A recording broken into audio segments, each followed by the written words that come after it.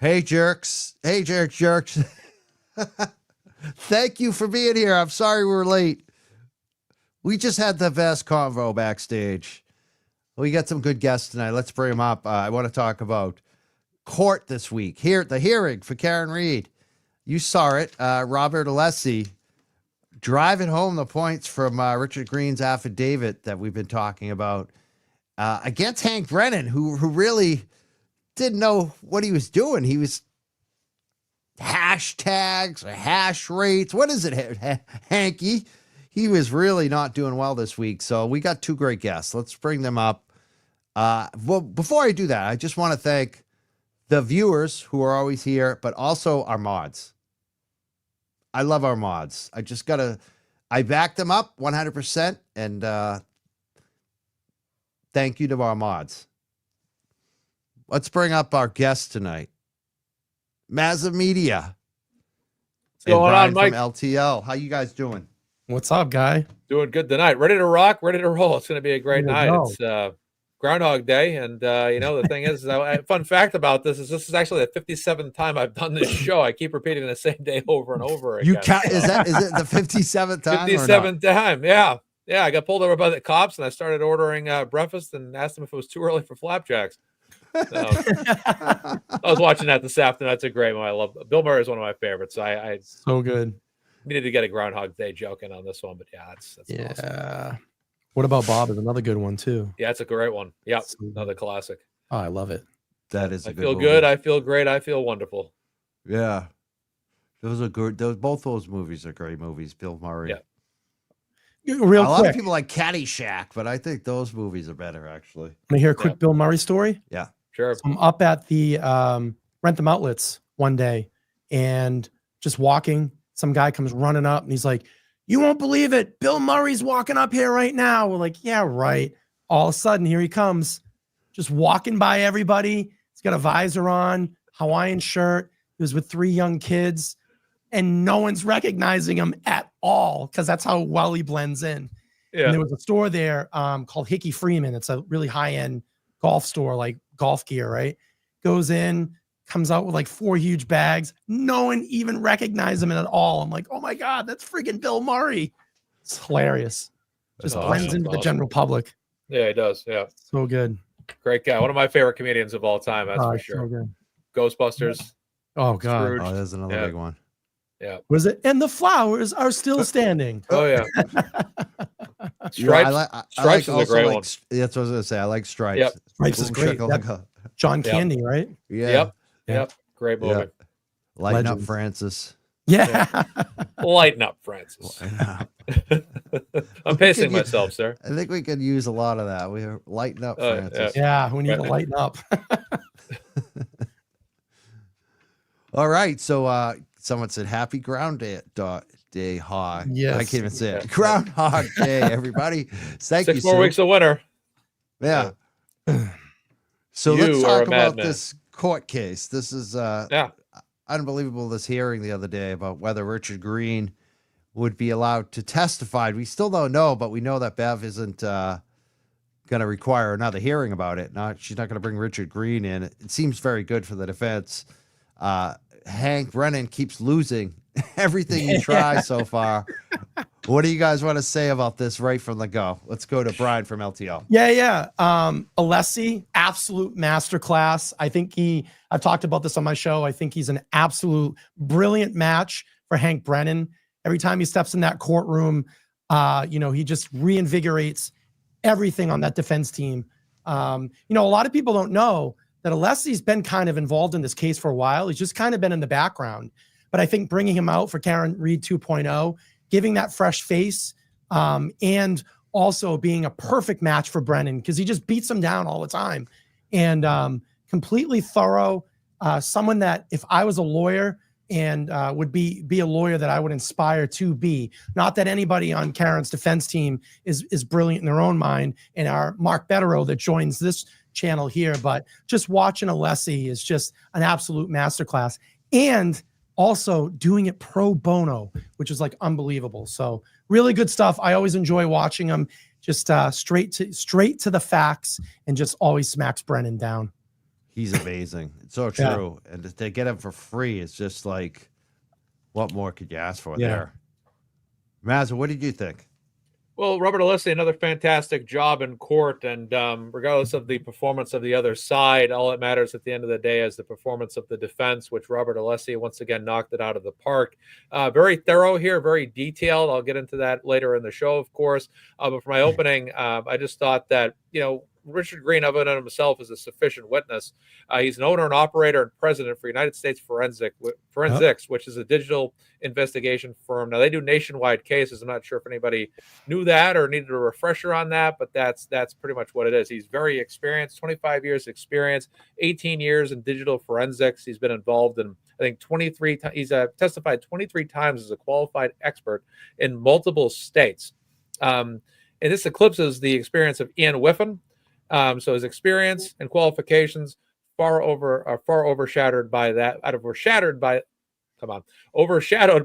Richard Greene's, who's a fantastically talented and experienced individual here, which is what Robert Alessi did a great job of presenting in court, even at some points, even comparing that to Jessica Hyde and multiple other people. I'll talk about that a little bit later on as well. But overall, I mean, even going back to the trial, some notes I took during the case was that, he had talked about John O'Keefe's location data, which basically proved that there was a 3-foot margin of error, which basically from here about an arm's length out roughly would be sufficient to determine where the cell data would be pinging.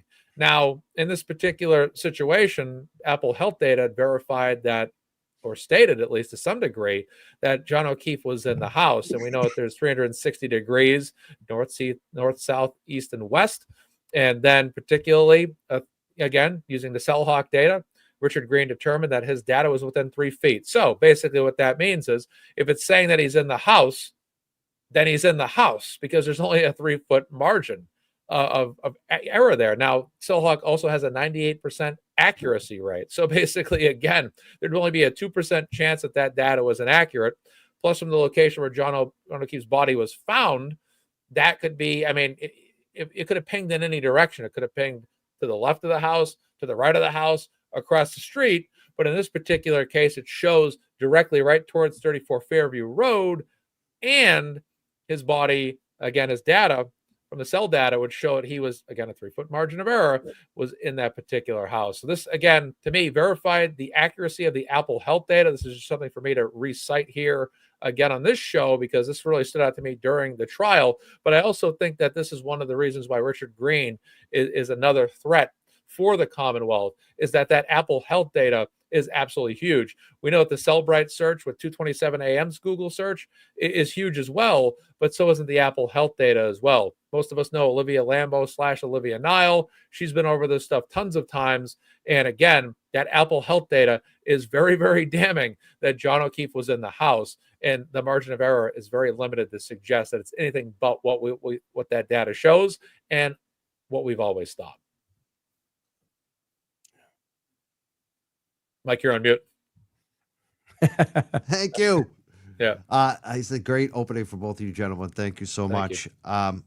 Also, Street Squirrel, thank you so much. Our dude. And Marcia, thank you. There's a lot happening on this with Richard Greene's affidavit. Basically, he's accusing the deleted the only thing that was deleted in the Google search was the 227 search. So that either is one or two places he's pointing at basically, and a lot of other issues like none of this hash data. It's like so much like Richard Greene says he's never seen this happen before. This never happens. It's not like sometimes you don't get that. No, never ever happened before. This guy, like you said, he's got all this experience. What do we start calling the Mass State Police and saying, hey, you need to investigate Guarino over this stuff? Like, does it rise to that level? Should we be screaming it from the rooftops to the local media too? Like, why isn't the local media looking more into this? Because these are big accusations coming from the defense and this expert, Richard Greene, what do you think about that? LTL, Brian. I mean, come on, Mike. Do you think that the Commonwealth or they're going to do anything, I mean, against these state police? I mean, look what we're involved with here. Michael Proctor, okay? Tully, Bukaki.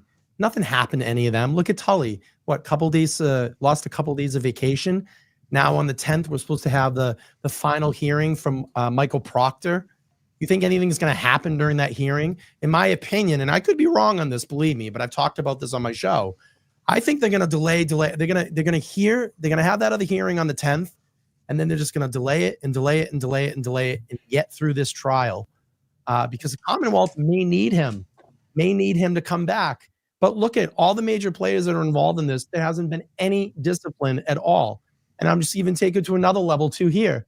We're over 140 days. Trooper Enrique Delgado Garcia, okay, I constantly have tweeted at Mass State Police. I've constantly tweeted and sent messages and phone calls to the governor's office. Took out a billboard out on Route 1 and ran it twice. Has anything happened in that case as well too? No. You want to trust the Mass State Police that they're going to investigate one of their own guys? Come on, Mike. Right? I mean, that's the cold reality. What about the media? I mean, should we be hammering on them at least to, like, on Twitter and saying, hey, why aren't you covering this? Why aren't you making this lead news? Because even it seems like Howie Carr's even silent now. I'm wondering if they've gotten some. Well, thank God for us, because we can do it, from our platforms. Yeah, we're not as big as all the local, the other mainstream local media around here, but we have some of the most powerful voices in this movement. You, Mazza, we have Turtle Boy, and all the other countless numbers of channels that do outreach here and positive press for Karen. So, hey, if they don't want to do it, let's just get on and talk about it. We'll get it out there, That's it. I think everyone needs to talk about it over and over and over again. Like, if it's funny because it seems like there's a lot of extra stuff going on right now in the kind of movement. And a lot of people think it's because of the dead time, but we have that to talk about. We can talk about that every fucking night. Yeah. Like, I don't swear, but I mean, that's the point I think we all need to get back to, is just talking about that. Richard Greene says this has never had the hash. What do we call that? The hash. I know the professional Hank couldn't do it. He could call it the hash mark. What is the true thing? It's hash data, hash data. Yeah. That was tough for him. He misspelled his name too. He misspelled his name. That was good. Lose points on that when you take the SATs. You got to spell your name right. Let's see. I want to pull his SAT scores. I wish we could pull those. So real quick, Mike, I'm just looking up the definition. Hashed data is a coded version of the original data that is created using a hash function. The result is a string of characters that is unreadable to humans and difficult to reverse. Input data of any type, such as a file, document, or password. Hash function is a mathematical function that provides a unique hash value for each input. And then as in the output function, it's a fixed length string of characters or hash code that is unique to input. So I don't know if we have any scientists out there. Let us know what it means. But it sounds like value. Bitcoin to me, because, hash rate is another one I would say a lot. Just, like Hank said, hashtags or whatever he said. I would say hash rate, because that's like a Bitcoin term I hear a lot. You know what I mean? So it's funny how it just authenticates that the data is real and where it came from and all that, right? Yeah, hash value, I'm sorry, I'll read the definition. Hash value is a unique fixed length string of characters generated by a mathematical algorithm called a hash function that represents the content of a piece of data, like a file or message, essentially acting as a digital footprint where any changes of the original data would be reduced, completely different hash value, allowing for easy verification and data integrity. It's like a unique identifier for the specific data set. Yeah. Okay. Yeah, and that's like the whole Bitcoin thing is that based on transactional ledger, basically. It's very similar to that. Yep. It's just a little extra thing on that. Interesting, and it's missing. Is it never missing? Yeah. What do you think, Mazza? Just gone. Yes, I mean, there's a lot of corruption in the state. Obviously, that's been going on for a long, long time, decades and decades, probably since the dawn of the state ever being established, for that matter. But certainly doesn't help that you have local media don't want to really rain down the fire on this particular situation. Unfortunately, sometimes in local newspapers or news outlets, you need somebody in there that's a reporter to kind of basically Lois Lane the whole thing and rain down the fire. As that was highlighted in the movie Spotlight, with Michael Keaton, Rachel McAdams, and Mark Ruffalo, and a few others that talked about the Catholic Church controversy. And it was basically a group of newspaper writers that eventually kind of got together and decided that they wanted to take on and attack a certain issue. And when they did, all the other news outlets began covering that as well. Something like that would probably need to happen here. In this particular case, it's up to anyone that's basically doing any kind of independent journalism or YouTube shows, whatever, to kind of bring this up and bring that fight. And of course, most importantly, everybody in general, it's free Karen Reed to do what they do best, which is get out there and make noise, whether it's online or in person over a highway, passway, whatever you want to say. But that's the big thing right now. But overall, I am shocked that Auntie Bev did not make Richard Greene go through a hearing on this. It seems like, to Brian's point earlier, they want to drag this thing out as long as possible. And they always tie up every loose end when it comes to dragging this thing out. I'm absolutely shocked that came down that afternoon, where a suggestion was made that basically a hearing would not be required and that Auntie Bev would rule on her decision on what she saw that day alone. I almost fell over backwards when I read that. I guess it was a document, whatever document it was. I'm like, you can't be serious. Like, Auntie Bev's actually going to do something that's not going to stall this thing out even further. So it's going to be interesting to see how far this thing gets dragged on. It's obviously to some degree what they're up to. It's sickening that Dr. Marie Russell had to go through what she went through and had to make 2 appearances in court, which was ridiculous. And it's even further more ridiculous that these are all witnesses that the defense had during the first trial that were admitted as witnesses that are now having to some degree, whether it's without a hearing or whatever, something has to happen in court that day to validate these individuals' qualifications. But Richard Greene certainly has significant qualifications and furthermore, superior qualifications to anybody else named Hyde, Whiffen, or even Guarino himself, all individuals that at some point had used tools involving data research. I'll yield back. Excellent, Mazza. It's this is just insane. What did Alessi say when he was talking about the deleted Google search? He said that, obviously he said that, what was it? Hyde and Whiffen are in agreement.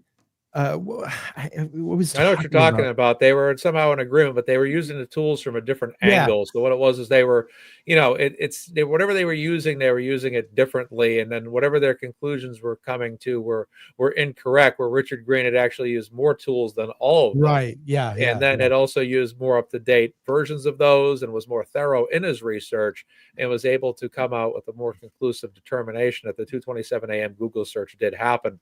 And that's one of the things Robert Alessi did a great job of refuting Jessica Hyde about, is that Jessica Hyde, she did it with a very limited way of looking at things. And if she does believe that what she concluded was earnestly her own conclusion, it was not done by looking through the right equipment, and it was not properly evaluated to make that determination. So inherently, she's in error.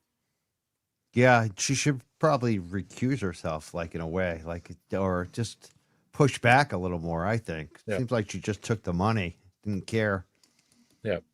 If you're gonna go after any witness's credibility, I mean, I think she's experienced, but I just wonder, she kind of, I felt like she just went along with it, which is right. But again, probably someone that had a limited way of looking at things, kind of similar to who's the guy there, the bald guy, Trooper, not Proctor, the other guy, Trooper Paul.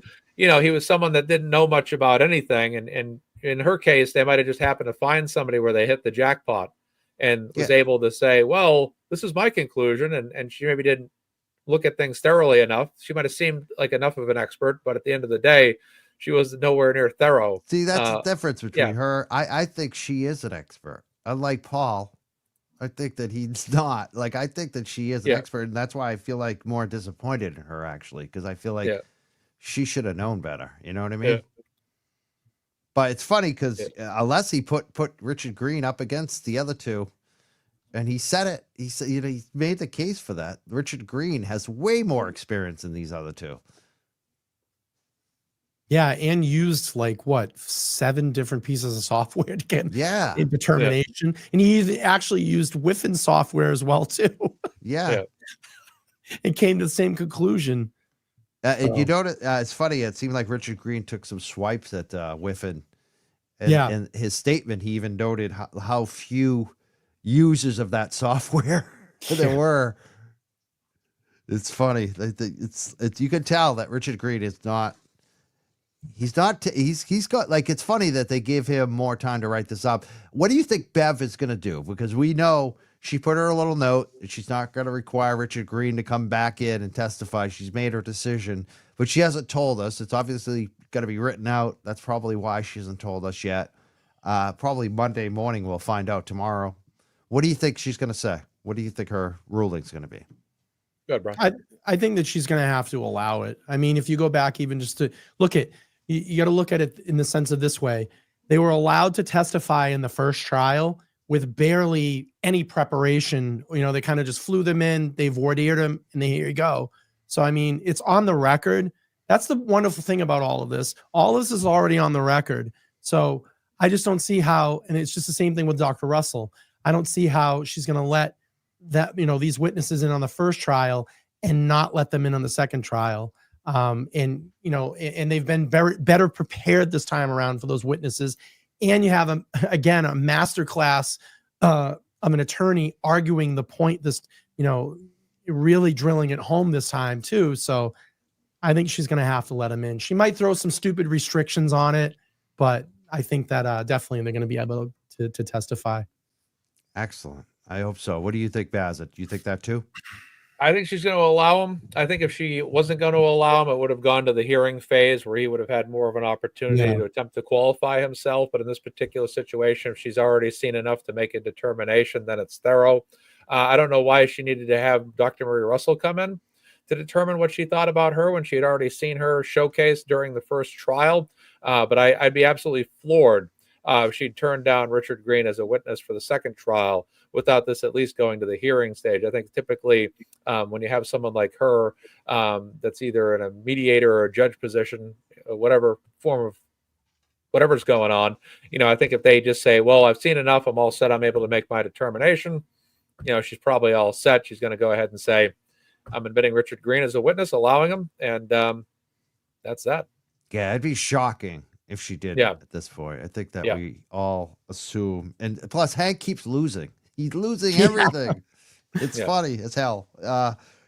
I got to say, in the chat tonight, we have pinned right now, subscribe to LTL Media. I'm going to put Mazza in the pin his link in the chat a little later. But right now, I want everyone, please subscribe to LTL Media.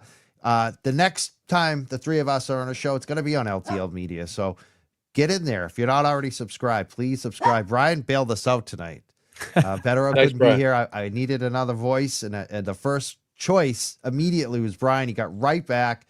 You were working tonight. You just barely, you get out of work. You're here. You got laryngitis. You sound better tonight, though. You do sound better. It's strange. I actually posted on Twitter today. Someone made a comment and said, has anybody been fatigued and had this sinus infection? I was reading the thread, and it's like all the same similar symptoms that I've had. People like, yeah, this sinus infection won't go away. A touch of a sore throat. I've had vertigo. Like, it's just some weird virus thing that's going around. I don't know. I'm getting better, day by day. Still some little lingering nagging things going, but it is what it is. How is going back to work been? Has it been okay? It's been all right. I'd much rather do this for a living, but I go to a job that I hate and a boss that I have to work for that I hate, but it pays the bills for now, and it is what it is, Yeah. I hope you don't get in trouble for saying that. This is like my highlight of the day that I just get to get out and do this. I love doing this. So I get it. I love the dog walking, but it could get, sometimes you're just like overwhelmed. That's the way I've been lately. I'm caring for too much. I got another call today for another woman. I get all these elderly women calling me because it's like a savior thing too. Cause it's like, if I don't help them, the poor dog. And them too. It keeps them, together. It's tough, but I love it. But Mazza Media, you want to talk about your life at all? Since we've gotten into it, you don't talk much about it. You're very proud. Not really. No, I don't talk about my life at all. I try to keep that pretty quiet. That's usually what I try to do. I try to say the least. So there's at least bit of information for all the trolls to get information on me to bring back. I'll say I played basketball in college, and everyone will go, "Well, where did you play?" You're not finding out that information. Yeah. I played high school basketball. Well, where'd you play? Not answering that question either.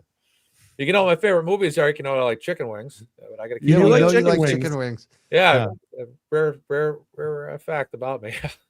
We went to, speaking of chicken wings, we went to one of those. I'm protecting myself. Thank you, Mazza. But we went to one of those big supermarket chains, right? Where you get the extra big servings.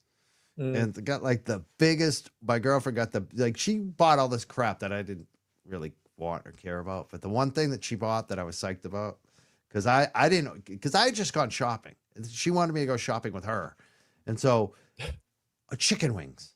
Shitload. We got like this big vat of chicken wings tonight, Mazza.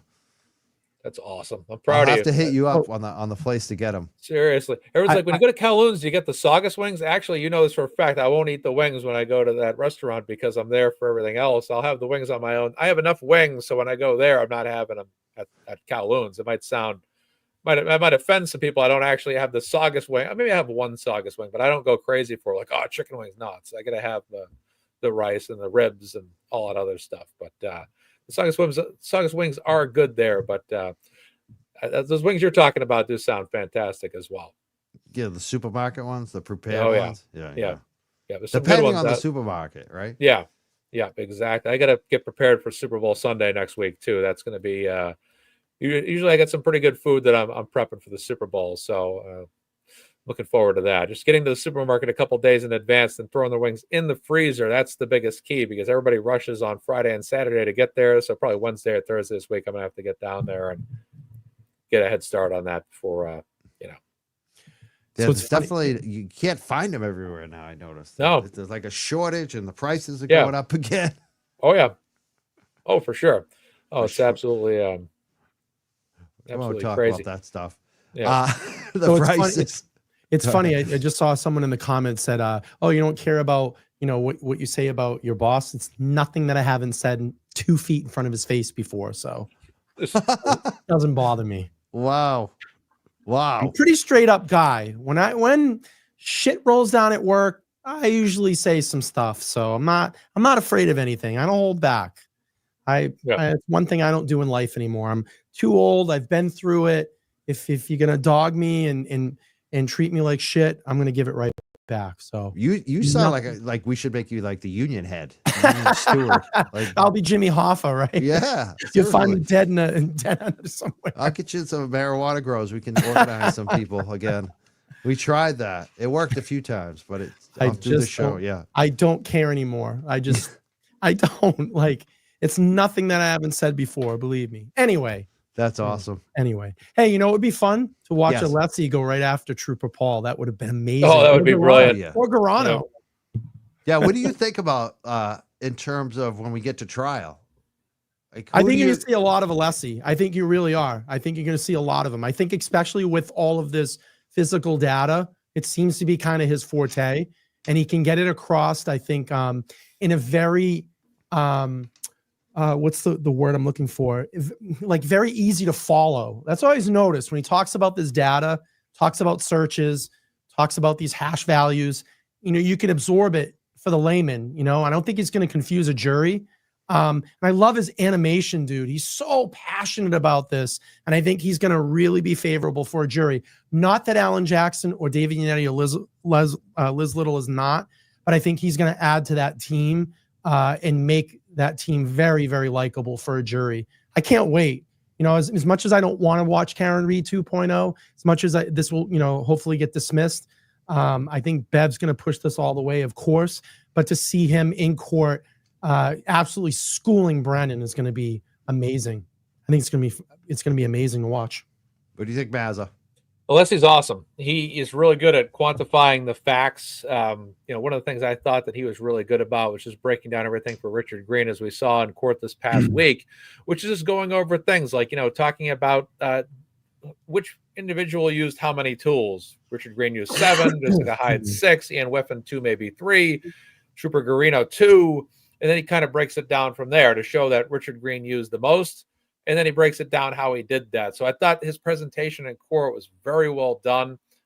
Anytime he's crossing, what Sarah just said, or Stephanie said, he's probably going to be cross-examining witnesses going into the next case. That would be awesome, because I think he's doing a fantastic job at doing that, because he presents himself extremely well.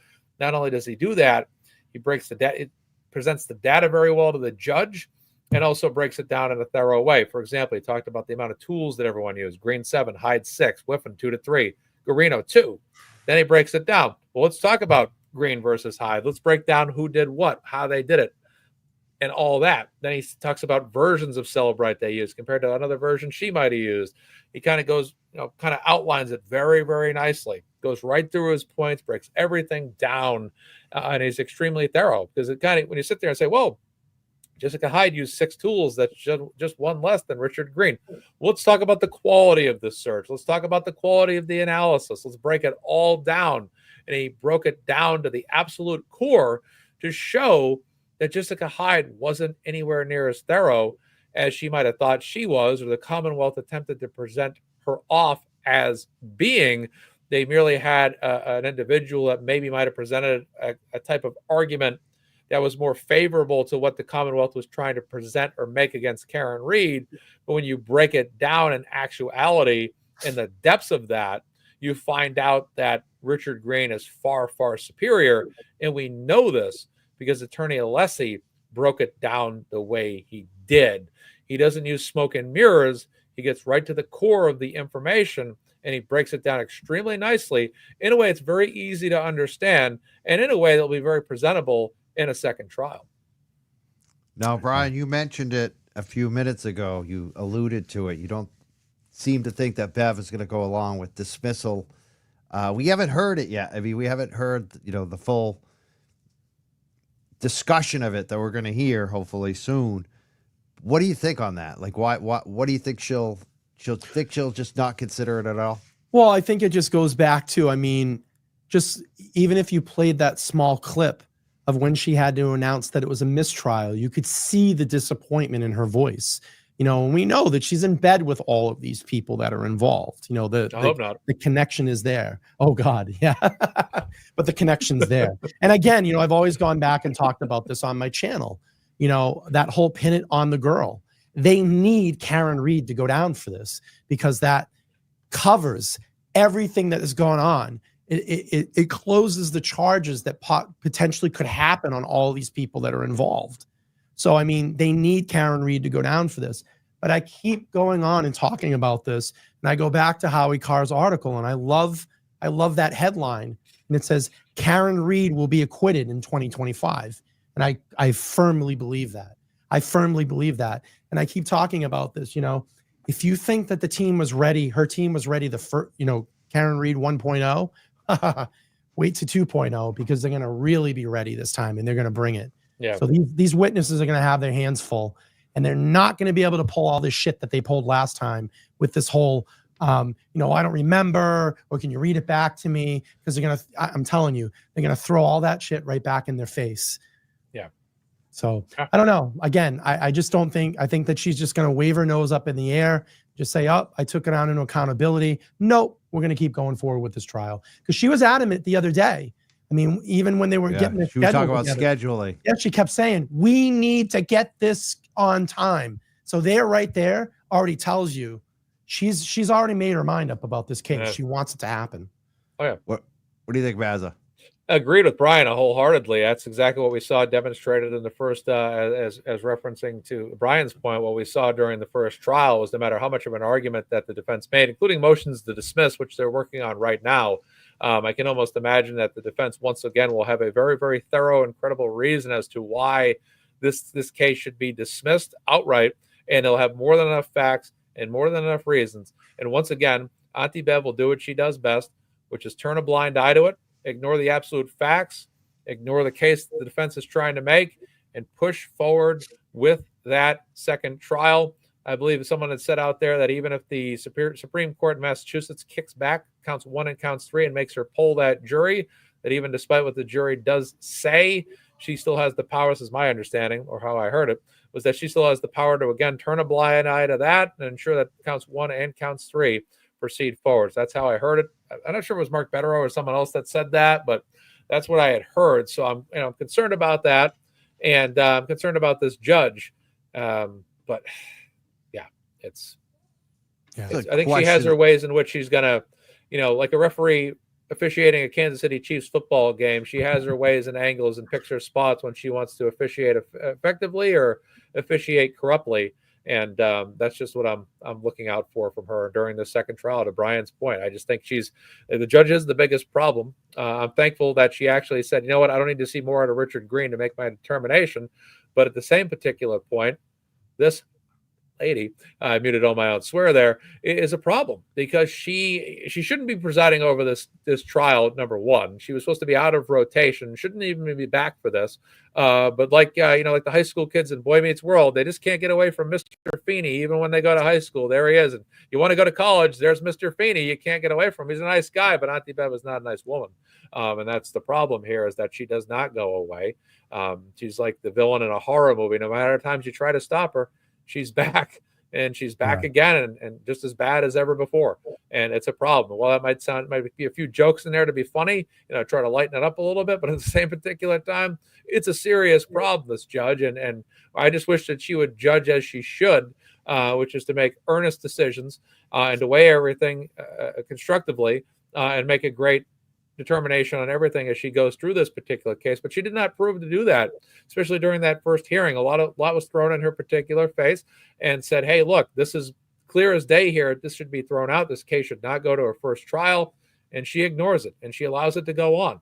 Mark Betterow said the same particular thing recently about what had occurred, and that it was grounds for a situation with the Sally Port where that whole case should have been dismissed right on the spot. You have an attorney like Mark Betterow, who's been an attorney in so many cases, whether New York or otherwise, throughout his professional career, and you have someone like him saying, I've never seen something like this before. When an attorney or anybody that has legal experience is telling you, I've never seen something like that before, that this is not typical procedure, that is the ultimate argument that you're ever going to hear out of anyone. And attorney Mark Betterow said that first trial should have been shut down right on the spot, but it was not. And that's a massive problem. Now, when you have this level of corruption and this level of mishandling of evidence or skewing of evidence, reverse Sally Port footage, all that is going on, and you have someone like Mark Betterow coming on this show multiple times and making the point that, hey, that trial should have been shut down on the spot. The judge should have said, that's it. The prosecution, it's a knockout. It's a knockout. And she said nothing. It's so funny because he's not the only expert that said that. Right. I mean, there are other people like even like Vinny now is coming around, and lawyer, and like I said, Richard Greene said it in his affidavit. I've never seen this happen. It's like over and over again, and she just lets it go. The question came in about her and Alessi. How do you feel like Bev reacted to Alessi as opposed to the other lawyers for Karen Reed defense? What do you think about that, Mazza? Go back to you. Yeah, she reacted to him better than Alan Jackson and Eliza Little, that's for sure. We know she kind of had a little bit of a problem with our California attorneys. David Unetti, she can kind of be occasionally lukewarm with him. I don't think she quite reacted to Alessi the same way she reacted to attorney Weinberg, where she was more in awe of Weinberg. It was someone that she kind of looked up to, apparently, and had absolute respect for him. But I think that maybe she's not necessarily positive or negative towards Robert Alessi, but to some significant degree, I believe she's respectful of his arguments, and I don't seem to see too much attitude from her. Now, that I do see a couple moments, though, where she did kind of check him unnecessarily. This occurred recently. It also occurred during the Dr. Marie Russell hearings, where she kind of would be a little bit harder on him, and I think she tried to push him around like she thought he was Christopher Reeve playing Clark Kent, who was, again, playing a more weaker character when he played that role. But then she found out that Alessi was a very tough guy and a very much a wolf in the courtroom. And while he might have that Clark Kent appearance, she kind of found out very quickly that this guy was not afraid to speak boldly and strongly and with great authority, and not afraid to use some hand gestures to really kind of bring his point across as well, that need to be heard. And he kind of, again, used her own words against him. So I'd say she's mostly favorable towards Alessi, but there have been a few moments where I thought she kind of disrespected him or undermined him a little bit. And I always thought he does a good job of kind of giving it back to the judge in his own way, quite honestly. And what do you think, Brian, about it? Alessi? Well, I think, it's interesting because we've been seeing a lot of him in these hearings, and maybe this is kind of his trial run. Maybe this is where Jackson, Yannetti, and Little is kind of sitting back right now and seeing how Bev's going to react to him. And I think that if it is in a positive, a little bit more of a positive light than the shit they get on when she pushes back against the three. Like I said, I keep thinking this. I think we may see a lot of him in Karen Read 2.0.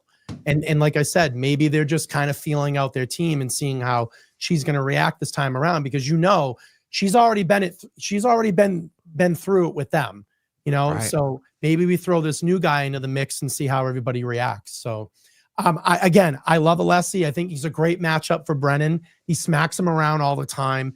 And, again, I'm really looking forward to seeing him more during the Karen Read 2.0 trial, if we get there, which I think we're going to, unfortunately. Yeah, unfortunately. Just like the first time around, unfortunately, they're going to drag it out. And I think the day if it does not go to trial a second time, I think we're all going to be shocked. It's going to be like, wow, really? But I don't expect that to happen. Yeah.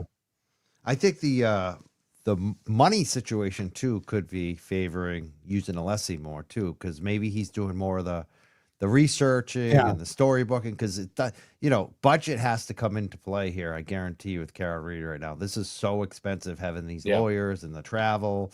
And so I wonder if that's also another reason why we might see more of him, because he's more familiar with what's going on and working it.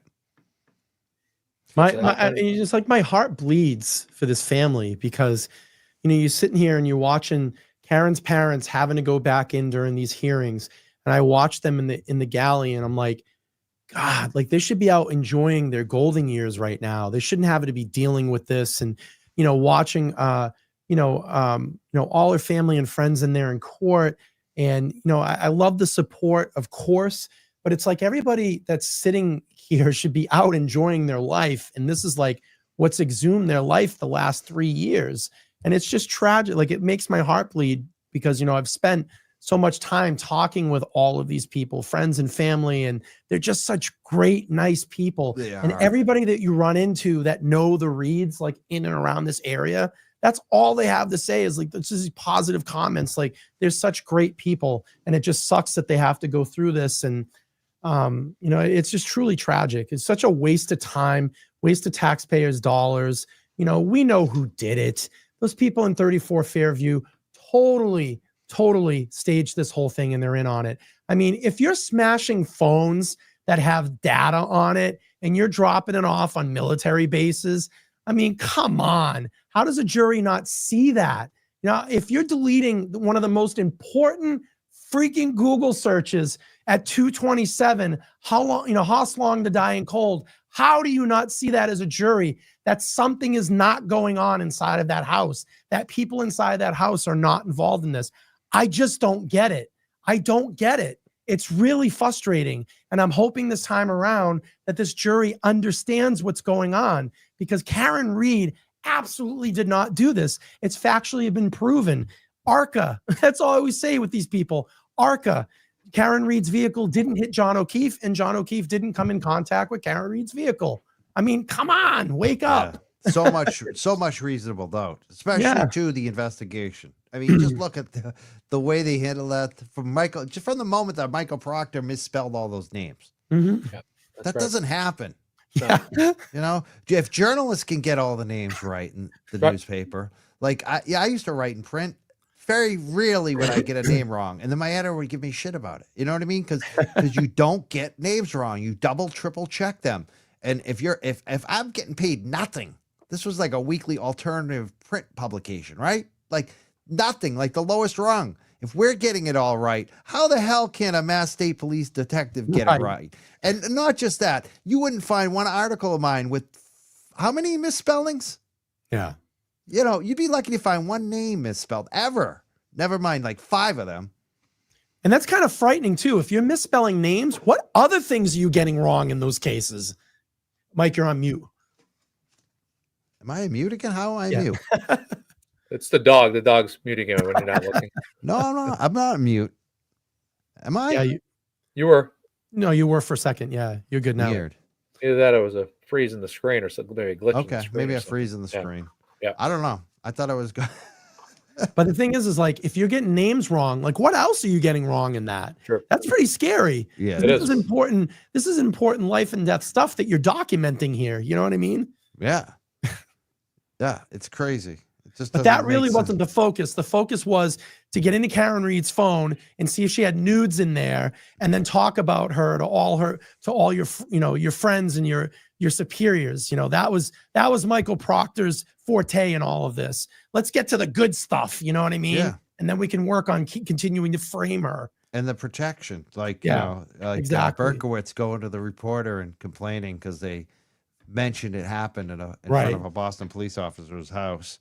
One of the things I've been bringing up in this attorney the other night, she brought it up too, and I think, unfortunately, we all have these suggestions for the defense on expert witnesses, but it's a lot of cost. That's why the fundraising is so important. Mm-hmm. But I think one of the ones they really friggin' need is like a police expert. And Nan Gallagher, the attorney, she's coming on your show tomorrow night, Brian. At 7. She'll be on my show. That. Yep, tomorrow night. Yeah, it's gonna be huge. That's another reason we got Brian's show pinned in the chat. Make sure you subscribe. Tomorrow night, attorney Nan Gallagher is going to be on Brian's show at 7 p.m. She was on the other night here, and she said police expert, like to go over the rules, someone to go. What do you guys think about that? Yeah, it'd be helpful. Yeah, it'd be helpful to go over the policies and procedures and how you investigate. Right, and everything that wasn't followed, and have them go back and play all that dash cam video and say, look, this is wrong, that is wrong, and then let's show the evidence collection videos of the friggin' leaf blower and how they're picking up like pivotal evidence of like blood in Solo cups. I mean, and putting in Stop and Shop bags. Yeah, let's explain that to a jury. That's not policy and procedure. Yeah, I agree. Totally agree. In fact, those Stop and Shop bags were in Sallyport, which were unsealed and left open and then we know that there were access through the card access or whatever that took place in that building as well that particular night, or during the time frame those bags were unsealed and available for anybody to walk in there and tamper with them at any particular time, which is also a cause for concern. And it's just too bad Karen having to go through this again. I think that getting back to that point from fundraising, that Karen is kind of in a to a degree, to the fullest degree, I should say, already gone through the entire process, start to finish, and to have to repeat that is absolutely sickening to watch.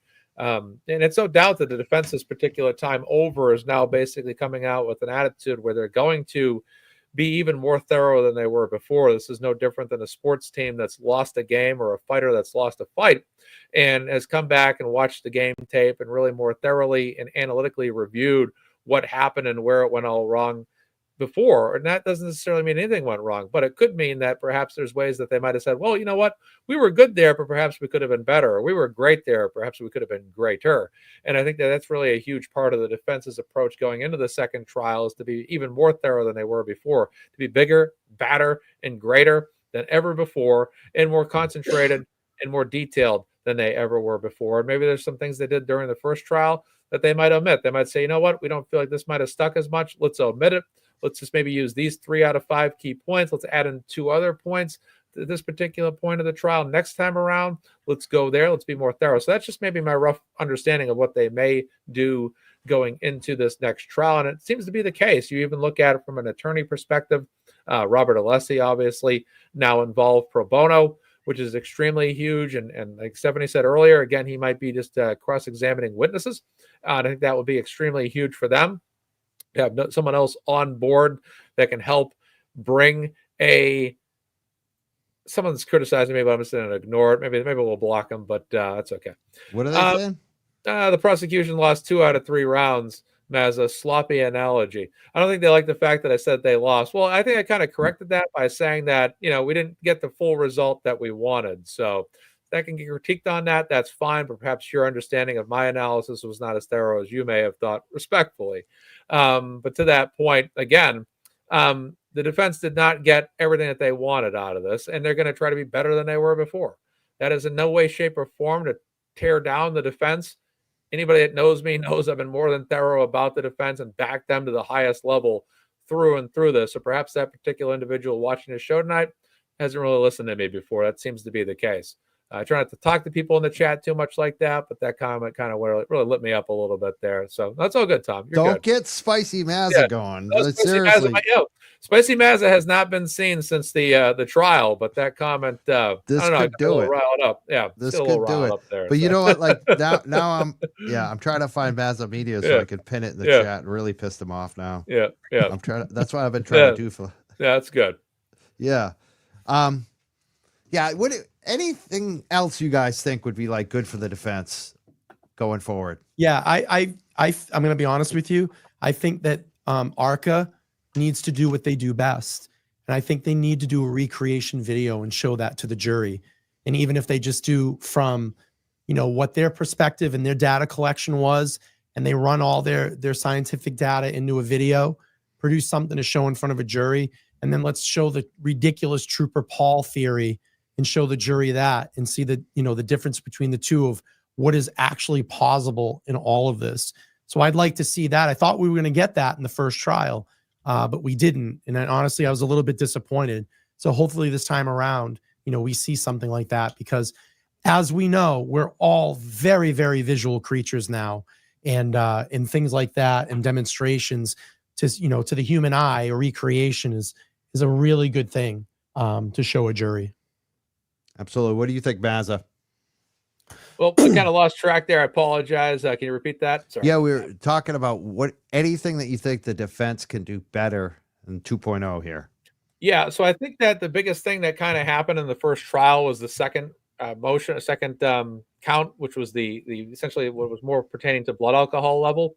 I think that they're going to want, and this is something Mark kind of talked about, which is the need to bring in more witnesses this time. I think bringing in witnesses or workers from C.F. McCarthy's and the Waterfall might be a great approach this time around too, just to kind of go more towards that angle of approaching her blood alcohol level and trying to get people that were actually there that night to testify. How many alcoholic drinks was she served? Of those alcoholic drinks that were served, did she drink every glass entirely? Of every drink that she was served, was every drink alcoholic? Did she have water at any point? Did she have seltzer water, juice, anything like that? That needs to be done to really make a case before that jury, because the jury, I'm not sure if Aiden said that last night on the show, it was 8-4 against her, or 8-4 for her. They were kind of stuck on that. And it kind of seemed like throughout that entire jury deliberation, that what were they stuck on? We ended up finding out that it was count 2 that entire particular time. So I think it would be huge that the jury can hear more about this. So this next jury can be in a more thorough way, that they can kind of say, hey, look, this is her blood alcohol level, because we know that they guessed on the blood alcohol level. That was not accurate. That was not accurate at all. And we know for a fact that they guessed on that. They estimated it. And we don't know, like Olivia said time and time again on X, she could have gone home and had a drink after she left 34 Fairview. I doubt that, but still, that's an argument that can be made to create, again, the terminology reasonable doubt. So I think that that's something that can go down this time, and they can say, well, look, we had a sample size from this first trial.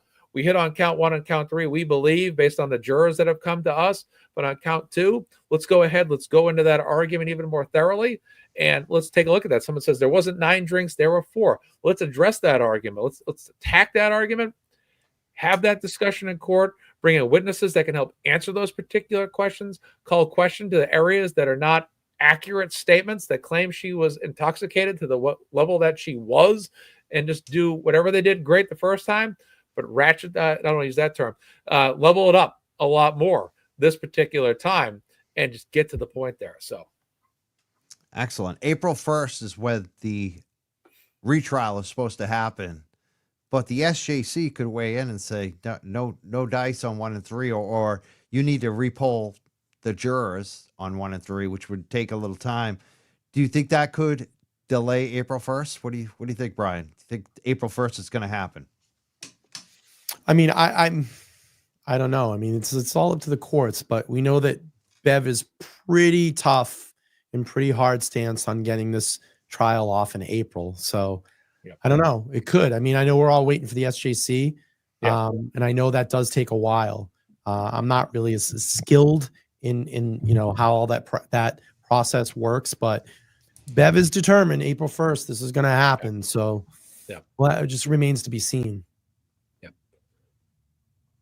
I have it in mind, but I'm not holding it as the set date. So I'm just looking at it at that as like a pending date, that's when the trial could start, but anything could happen between now and then. And we'll have to just wait and see, unfortunately, but I'm prepared for anything at this particular point. We should probably already be at trial by this point last month, but here we are, waiting for that date to begin. Yeah. It's almost like you said, Groundhog Day. That's what it feels like. Yeah. And you always got to look too. Hank is never prepared. Like at when they're doing scheduling at the end of those hearings, he's like, I haven't gotten that over, or I haven't gotten the information, or I haven't written that motion or the report. Keep that in mind too. So this guy's been late on a lot of stuff misspelling Yeah. his name. I mean, that's classic. That's just great. Yeah. Well, another concern too is just many things that have gone on here, such as the defense either getting more information or learning more information that either wasn't available or was not provided to them during the first trial. That's now coming out now. We're learning. I can't remember what that was, but I heard a whole bundle of stuff that's been coming out, assorted levels of stuff that have come out. And it's like, we're learning stuff as we go here that they didn't even know during the first trial. So it's just, that's insanity. That is like hiding evidence. It is, right. And you have,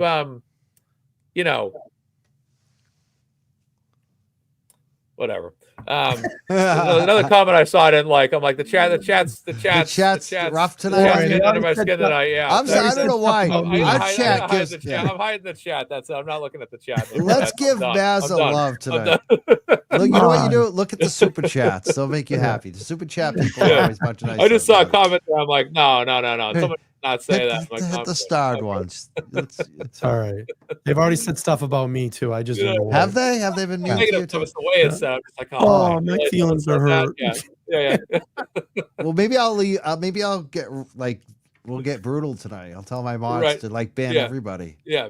But I should have probably done that. Made a joke. Hey, that's a good comment from Lauren Elizabeth right there. Lauren's a moderator, and she's actually the one that did let me go back to the comments and take a look. She did the standout at in DC. She was the one that organized it. But she said, I hope the ACLU gets involved in Karen's in the Supreme Court. Yeah. It's really good. Thank you, Lauren. Yeah. Infringing on Karen Reed's rights. They need to step in.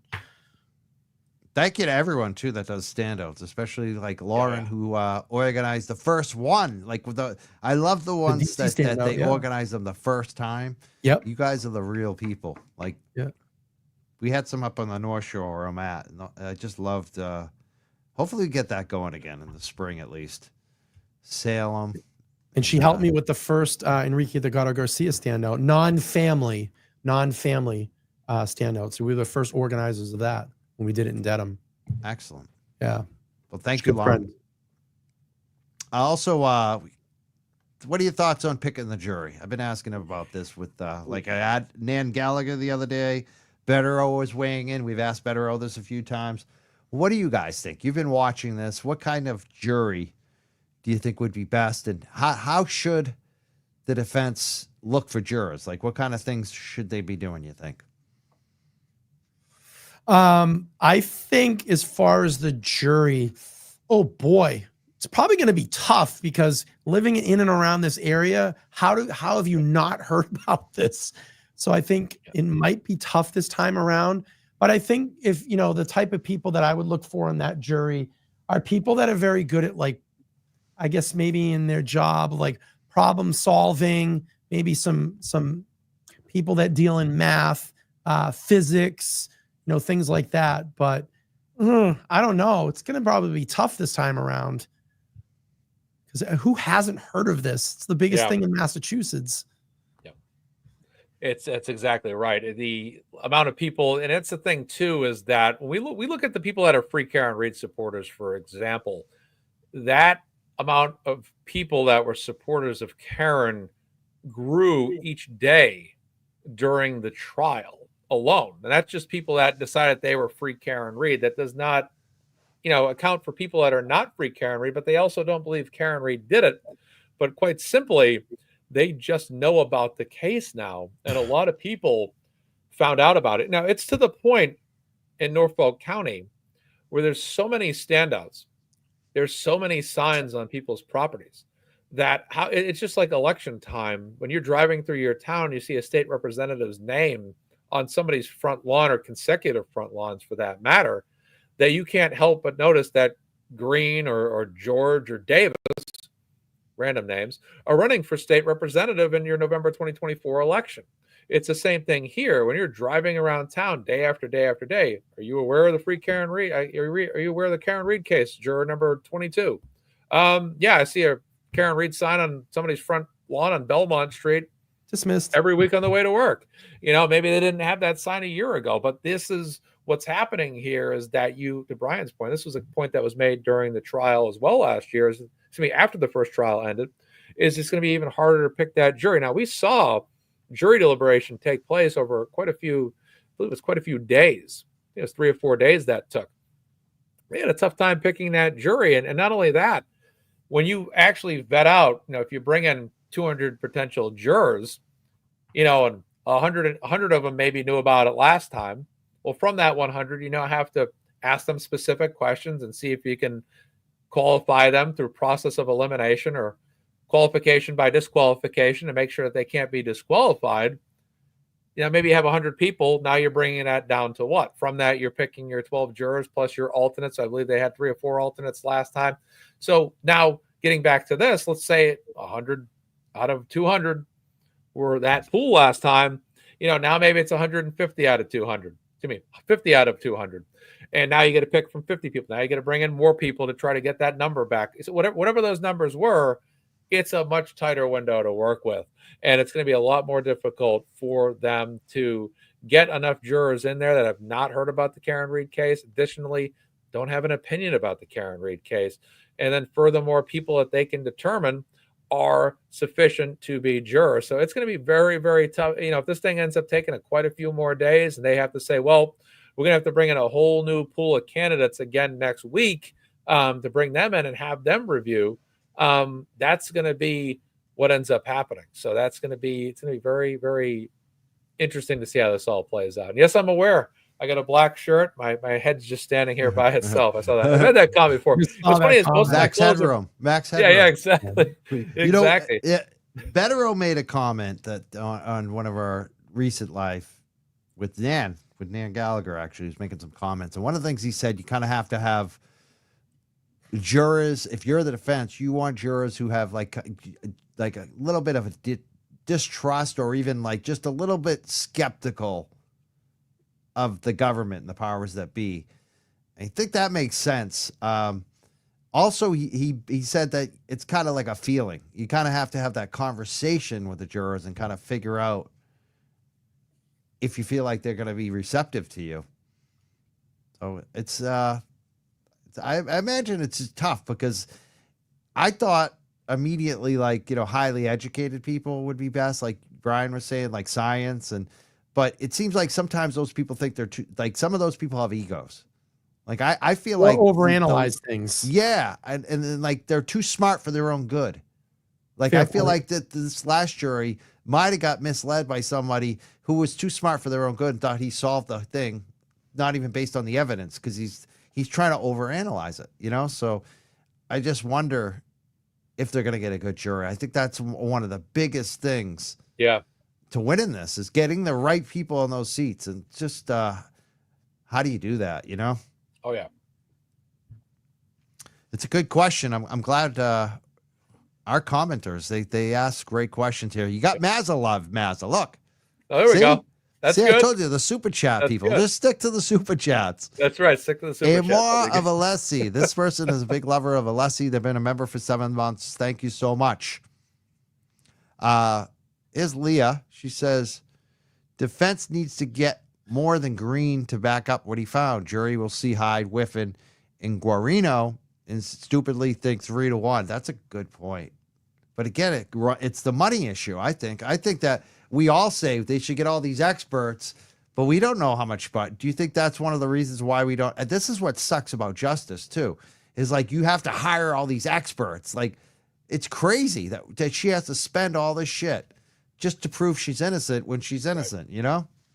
What do you guys think about that? Nick Rocco was in the chat earlier, and I don't know if he's still here, but he said definitely you're going to see more witnesses and experts this time around. So it just probably hasn't been announced yet. So that's good to know. But yeah, I mean, this is a bill, dude. This is a large bill. This is a large bill. But you know, we keep fundraising, we keep doing things to help. I think I was just seeing in the chat earlier that they've raised it was like 26,000 already for the dinner. 26,000 off that dinner is amazing. Wow. That is amazing. Yeah. That was the latest raffle. And you know what's awesome? Our man, the duck guy, who's come on the show a bunch of times, Rich Schiffer won that. So no really? Kidding. Yeah, Richie Schiffer won. No kidding. Yeah. That's great. That's good. You know, Richie, I know Richie probably threw down a ton of money to win that. Because you know, like if you throw in one raffle, you're probably not gonna win it. You know, so congrats to Rich Schiffer. He deserved that. If I can do a quick shameless plug here. Yes, you can plug everything. Right now, inside the Justice Group, there is the photo that David Yannetti took, the black and white photo. The ones that were getting signed, the lithograph. Yeah, I have that in the inside the Justice Group right now. Nick is raffling that one off.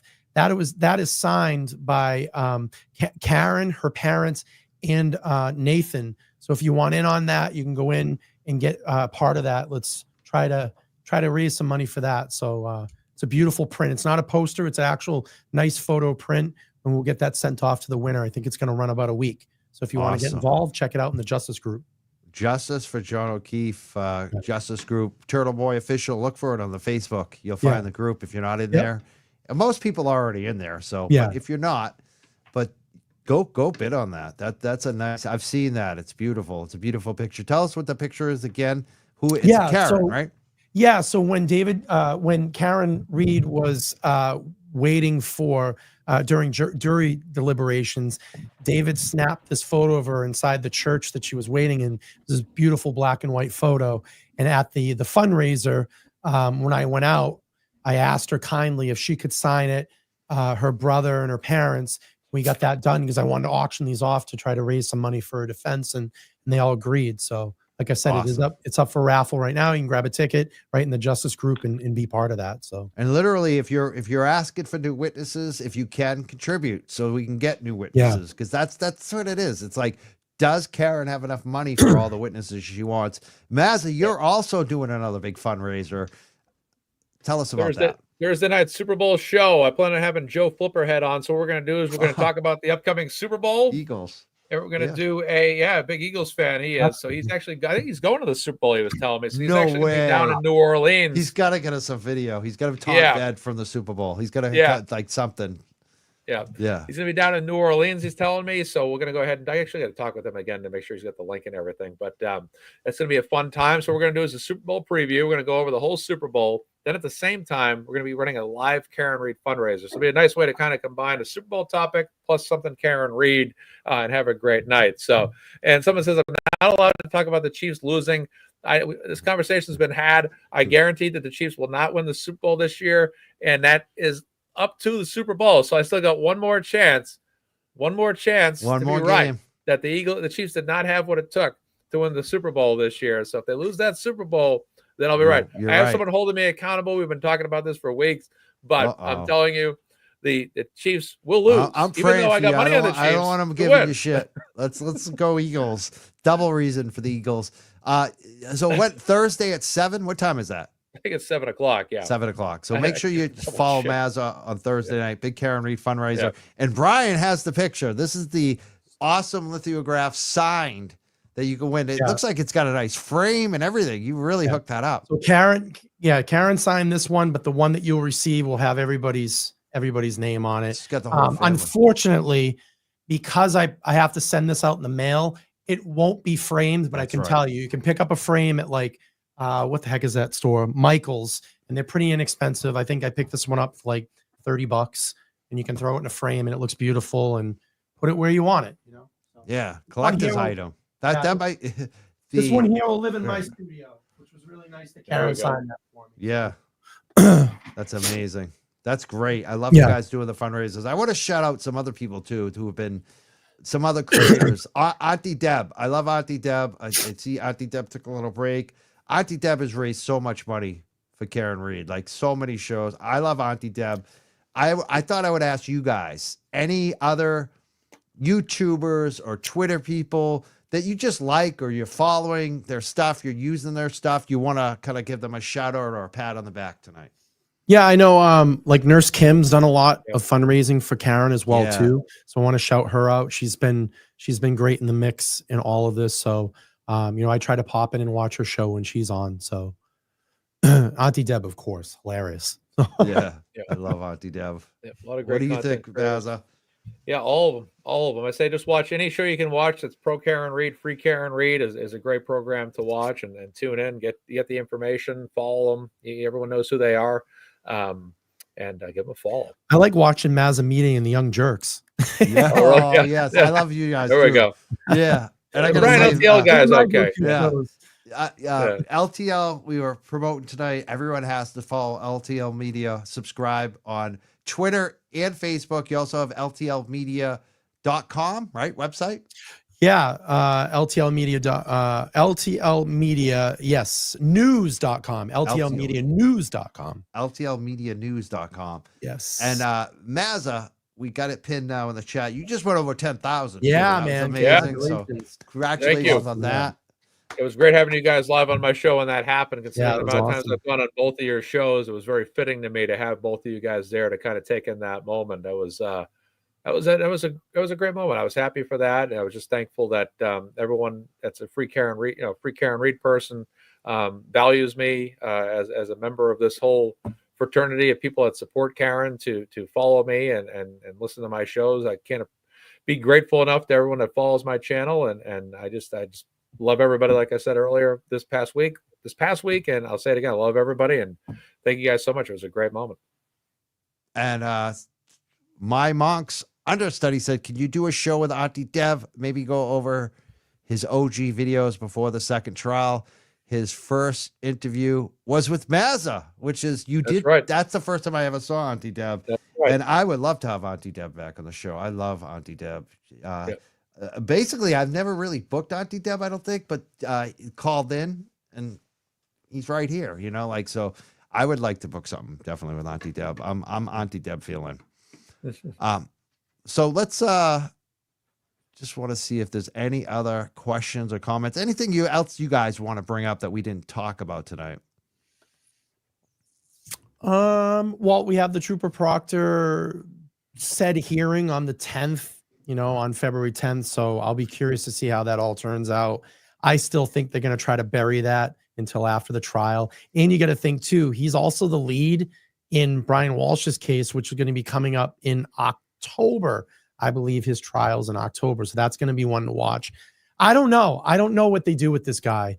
But I can certainly tell you this. If he is fired, I don't think the Commonwealth is going to bring him back around, but 100% the defense will probably be calling him, and he's going to come in, remember, not as a trooper this time. He will come in as a citizen. So he's not going to have all those protections. So it'll I'll be curious to see what happens. What about you, Mazza? I thought that Alessi did a great job with Richard Greene once again. I thought that some of the things he said, I just want to kind of add some stuff I didn't say during the show, but Greene has plenty of facts plus an opinion that makes him a sufficient witness. That's one of the arguments that Alessi made, was that he looked at facts, he looked at data, and then he kind of buffered that by saying other witnesses may not have used the same methodology that would dispute Greene's process. So basically, I thought that was a really great way by Alessi of establishing that Greene could more sufficiently dispute somebody else's methodology, but no other witness or expert had done a thorough enough job to refute what he had done and how he conducted his particular search. Then he kind of raises the bar there by talking about his experience. I just thought that was so well done. I just admired Alessi for that so much. Excellent. How about the notes? Gretchen Voss's Yeah, note. we could mention that. Yeah, sure. It's, to me, it really infringes on, First Amendment, those things that are spoken and talked about off the record, it just starts getting into that whole First Amendment and free speech. But I don't know how you guys feel about it. I mean, as a reporter, when I take notes and I'm interviewing someone, that's my own personal stuff that I'm writing down. I don't want to have, the man to have access to that stuff of what I'm talking about. I thought it was disgusting that they asked for them. Like that they even asked for it. But it seemed like she just did say no to that, right? She finally, the judge said no. I believe I saw the ruling come out on I think Friday, actually. But, it's weird because the judge made Gretchen Voss turn over notes. Like Gretchen Voss actually did turn over notes. And the judge now is, I think, deciding not to allow them to be used, which is. Shouldn't be. I mean, it shouldn't be. I mean, those are private notes. And it would ruin her as a journalist. I mean, basically the whole idea of it. You give up sources. Yeah, I think it's already hurt her. Yeah. Oh, absolutely. Here she is, Gretchen Voss and her lawyer, too, pretty much complained about Turtle Boy there again. Yeah. And I think Bev Canone and this, what's his name? Hanky Panky. I think they've hurt Gretchen Voss way more than Turtle Boy. 100%. So she did not look happy in court. She kind of sat there like snake bit. Yeah. So upset. Yeah. I mean, I've criticized Gretchen Voss, obviously, but I've almost felt bad for her. Like it's a shitty place to be. It is. I'm glad you said that, Brian, because I find it disgusting. I really think that the court and Hank should never do that to us journalists. And the scary thing about it, and you're right, Mike, the scary thing about it, if it happens in this case, guess what's going to get referred to every single time that a lawyer goes in and argues this? And that means that they're going to get their way. And every fucking journalist, sorry for swearing on your show, but every fucking journalist is going to have to turn over their notes. It shouldn't have to be like way. No way, man. And recordings, if you record anything, emails, that's almost a reason for me, like to throw everything out and to use the Signal apps and, to try to hide shit, because it's ridiculous that burn it all. We're looking at, we have no protections. No protection, man. Just going to say that. No protection. Yeah. Someone said this is a funny one. This could be true too. I think Voss's notes were good for Karen. That's why they didn't allow it. Probably. I mean, it was a fishing expedition, I feel like. So I don't think that there was anything in there. Yeah. Even though Kevin and them all claim, it's funny all the stuff that they claim for so long was coming, and then it never comes. So we just never believe anything they say. Like Higgins ordering a pizza, right? Yeah. Oh, how about that? That's a good one. Let's bring that up. What have you ever ordered a pizza past 1 a.m.? No. Well, let's maybe hold on here. Yeah, hold on. College days. Well, not in college, right? Well, I might have ordered a pizza. Well, if I stayed up late, I might have done it. We had a Chinese place that stayed open late. Is there any pizza places in existence now that are open past 10 o'clock at night? I don't think so. I mean, maybe, I there's always kind of those late roast beef places or IHOPs. You can get hot dogs delivery until delivery at 1 a.m. I don't know any delivery guys who are going to go out at 1 a.m. That's the weird thing. I don't know. Maybe in a college town. I mean, I don't know. It seems in Providence you can get hot dogs like 1 or 2 a.m. And where was he going back to? Where was Higgins going back to? Where was he going to order food to? Where was that? Not D&E. We know that. Yeah. I don't know. Believe me, who do you think he might have been calling, guys? What do you think? No, we know the answer to that. Brian Albert. We know the answer to that. Yeah. Brian Albert or Jen McCabe. Yeah. That's who I think he was talking to. Or Berkowitz. Yeah, Berkowitz. Brian Higgins or Berkowitz or the other Albert, the other brother who's a cop, or you know what I mean? I thought it was probably Brian Albert. I bet. That's exactly that's my strong suspicion on all of it. I mean, just like the butt. Oh, he's ordering a pizza. There's nothing open in Canton at 1:30 in the morning. Believe me, not pizza places. Yeah. So someone said, "Oh, Berkey." Well, they'll always. It's funny too. You think a lot of stuff might end up getting blamed on Berkowitz because he's no longer here. Yeah. Oh, that's true too. Yeah. D&E is 24/7 if you connect it. That's true. Hey, that's true. That was actual information on that, right? He was going to fire up the place. Mm-hmm. Yeah. I got another question for you guys too, just in general. Like, do you think it's normal for 50-year-olds to have after parties after the bar closes? That's weird. I'm in bed by that time. Yeah, no, seriously. I mean, that's stuff I did when I was 20. Yeah, sure. You know, occasionally in the 30s, yeah. Yeah. But and maybe if you're single, maybe if you're just looking for some, you know, you're thinking a girl might come by or something, you know, maybe. Right. That's different. But these are married people with kids. Right. I was going to say they're hanging out with much younger people that night. Oh, yeah. It's very interesting. Oh, yeah. Yeah. That's what I'd say. It's highly unusual. And I would say it's highly rare. Yeah. In most cases. One of the best pieces of advice my mom ever gave me was nothing good happens after midnight. That's right. Yeah. I mean, that's the truth. Especially at this age. Right. You know, 40 plus, there's nothing going on after midnight. You should be in bed. Yeah. I might be watching some YouTube video before I go to bed, but that's it. I'm even done with the dog walks. Tonight I got 2 after the show. You know, I got mine and I gotta go see another doggy tonight. But that's my life, you know, and once the dogs are done, I'm done. I ain't going anywhere. Yeah. I was in bed at 10 o'clock last night. So Well, you should be. You were recovery. Yeah, I'm still recovering. Right, yeah. What day was that on? Do we know what day? I mean, we know that the you day got sick. Of the week? Yeah, what day of the week was that? Oh, I think it was a Friday. On the 29th? Was it a Friday? Yeah. Maybe someone in the chat knows. Was it Friday or Saturday? Let me look up Friday or Saturday. Someone in the chat will get it, I'm sure.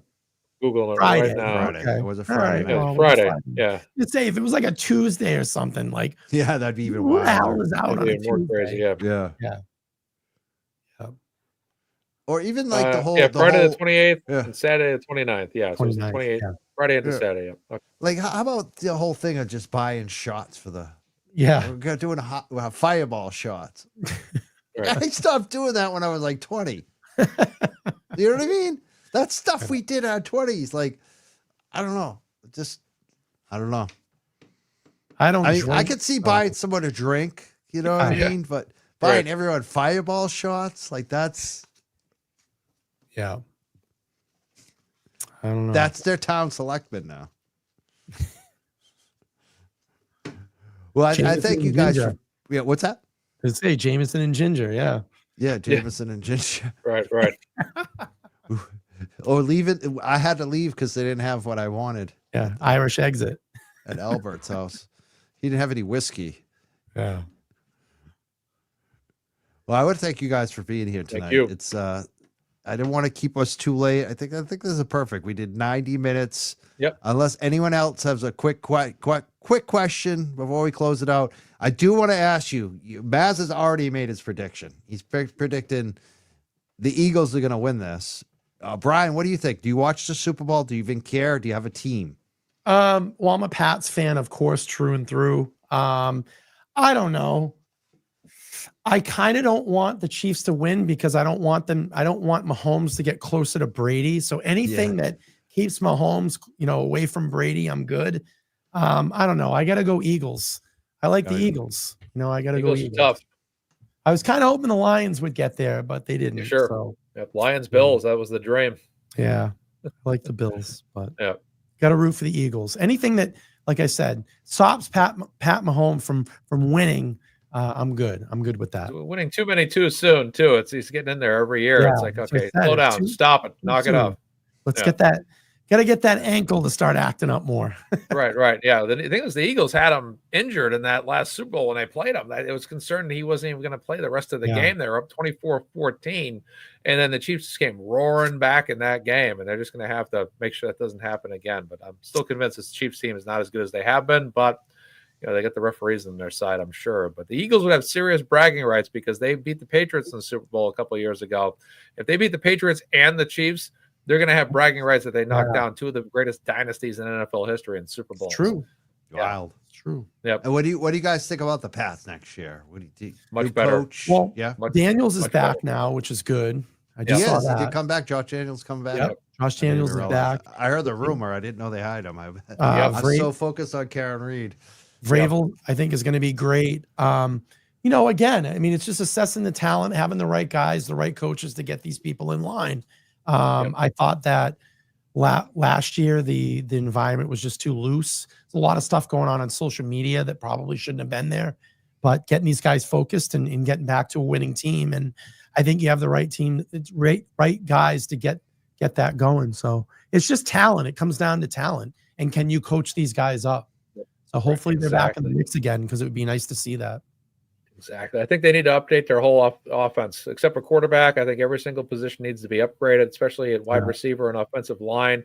Tight end sufficient. Running back was a lot weaker than it was the year before when they had Ezekiel Elliott and Ramondre Stevenson. Stevenson didn't do as well this year. The receivers were not really proficient at all this year. But first and foremost, the offensive line was absolutely atrocious. So they got to build that up. And I'd just say draft the best players available all night that are offense in this upcoming draft. Try to get a lot of free agents, spend some money. Their cap space is huge this year, so they'll be able to bring in a lot of players. And they got to pay for them, unfortunately, but they got to be willing to spend some money, get some high quality players in here.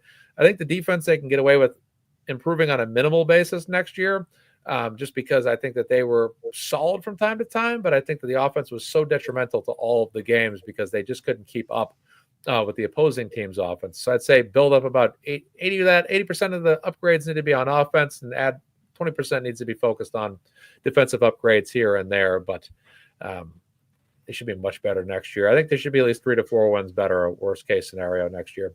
Excellent. Perfect. I hope the Pats do better. I also have a comment about, I don't know if you guys follow WWE, but my boy, John Cena, just did his final Royal Rumble. Yep.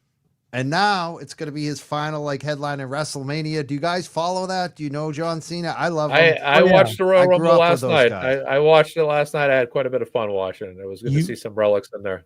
You wouldn't believe. Guess what I was just watching before we started the show? I was watching the Royal Rumble from 1990. I like going back and watching all of them. And I was watching. I got about 18 minutes in it before we had to start the show, but I love watching all those old Royal Rumbles, and I was like WWF through and through. Loved all those times. And I started to kind of get out of it when the Attitude Era, towards the end of the Attitude Era. The NWO I thought was great, but I'll catch it here and there. Yeah, it's funny because I would like that, Brian. And then one day it was just on TV. I stopped watching it. Yeah. All of a sudden I looked at the TV and I went, John Cena? And I know him. I know because I know his brothers. I knew his brothers. I used to coach against them. And so I started watching it again. And I'm calling my brother and I'm calling my cousins because they know him. They grew up in the same. I was like, he's from Amesbury, right? No, West Newbury. West Newbury. So I'm like, did you guys know? And they're like, yeah. I'm like, why didn't you tell me? I missed 10 years of John. So I love him. I mean, I love. Great. And I didn't really know him as much growing up. I think I met him once. I knew the other brothers, and but I just love his whole thing. He's just such a great guy, and he does such great charity work, like the Make-A-Wish, and so I'm excited. He's from my neck of the woods. He's just like us, and John Cena went to Pawtucket High School. There we go. I barely watched wrestling the past year, and last night I'm like, well, I'll watch the Rumble tonight. I probably haven't watched an event in a while. I'm like, I like the Rumble. It's fun to watch. Like Brian said, it brings you back to being a kid when Hogan and Macho Man and Ultimate Warrior and Mr. Perfect were all in it, and Jake the Snake and Piper. And my favorite time was when I was a kid and when I was a teenager and college kid, which was basically between 87 and 2005-ish. Those are the best years. Those are my favorite years watching it. Then after that, it's kind of like, but it seems like it's coming back. Wait, all that stuff is on Netflix now, right? Yeah. They do the Rumble. They did the Rumble on Netflix? I believe so. It was on Peacock last night. That's what I watched it on. Right. Yeah. It's good stuff. Awesome. We covered everything. I love it. Oh, I know. I was rooting for Cena last night too. Yeah. I can't wait to see the WrestleMania this year. Now that I know it's Cena's last one. Thank you so much. If you haven't, I want to thank everyone for watching tonight. But make sure before you go, you subscribe to Mazza Media and LTL Media.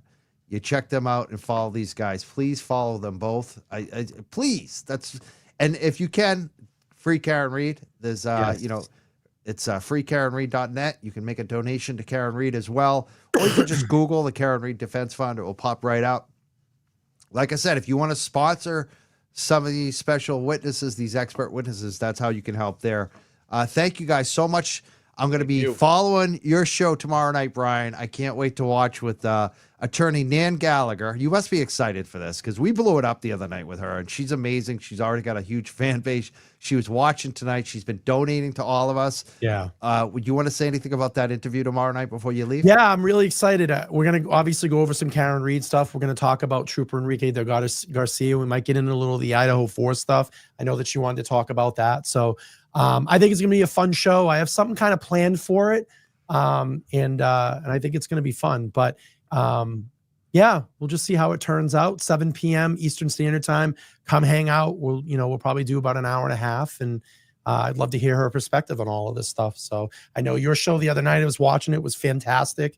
And, I'm glad that there's new attorneys that are coming into this and kind of making the round. Amazing. So it's good. And, I know she's going to be I know she's excited to be on your show too. Like that's the other thing. Like she already knows all of us, she's all about the content. So I'm really looking forward to that tomorrow night, Brian. And Mazza has this show coming up on Thursday, right before the Super Bowl, this Thursday. I'm looking forward to that too. So I can't wait to watch you both. Please, people, subscribe if you haven't. Thank you guys so much for being here tonight. Thank you guys. Quick. Mike, Brian, go ahead. Go ahead, Maz. I'm sorry I cut you off. Nope. I was just saying good night, but go ahead. I was going to say real quick, I've really enjoyed this camaraderie that we've kind of, been doing here and rotating on all the channels. And, I just want to say that I appreciate all the people in the chat that have supported, especially these three, the 3 shows that we do here. I feel, just in my opinion, they're the most informative. They put the best content out there, not knocking on anybody else. I just enjoy my time here and being with these 2 other gentlemen on the panel. And I know, I hear all positive things of all the people that support these shows. So thank you so much. It's been a real honor. I actually love being a guest because it kind of takes the stress off you of doing a show, but I love hanging out.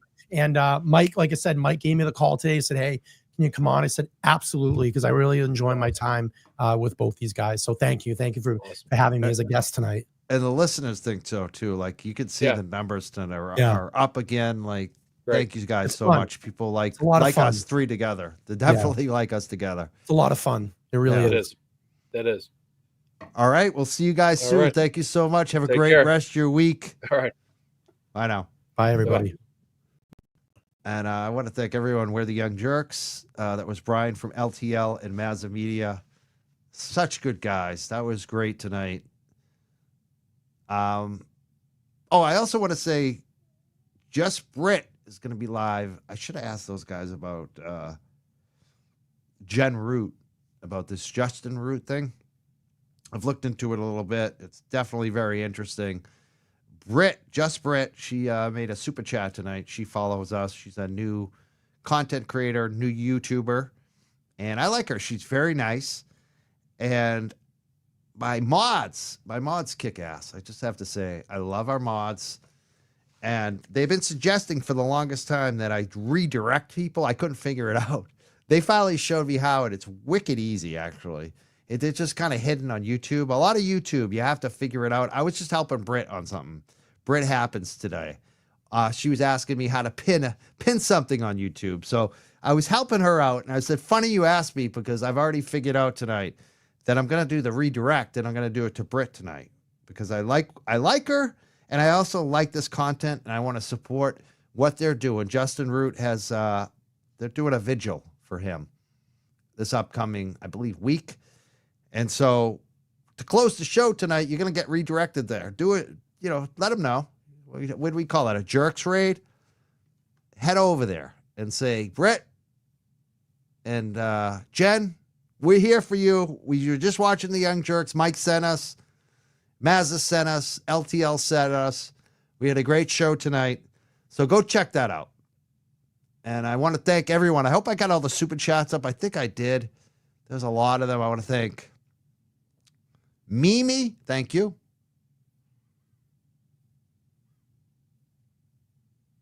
Thank you, FKR, Fab4, for the win. Thank you, Amanda. Amanda, thank you so much. Thank you, Glenn. Glenn is an MVP. He gives so many memberships. Thank you so much. Thank you to Mr. Monk's understudy. I think they sent me a message on Twitter, and I did ask that question tonight. Thank you. Thank you, Leah Baker. Glenn Lake again. Thank you, Amar of Alessi. Thank you, Colleen B. and Stacy and Haslong and Texas. I think I got them all up tonight. Pepperoni, thank you so much. Thank you, Peter.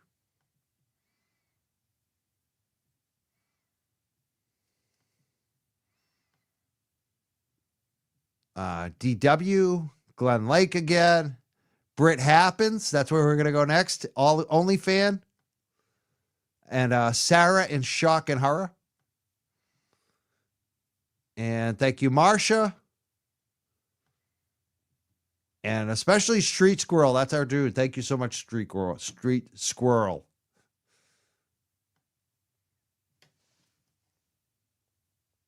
And I am going to check the Venmo just to make sure I'm not missing anyone tonight. Quickly. I should have had this set up. I'm sorry.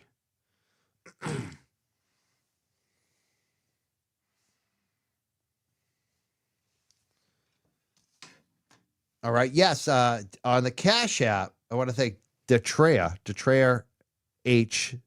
She sent $10 on the Cash App, and she said, thanks for being amazing and genuine. # free Karen Reed. Thank you so much.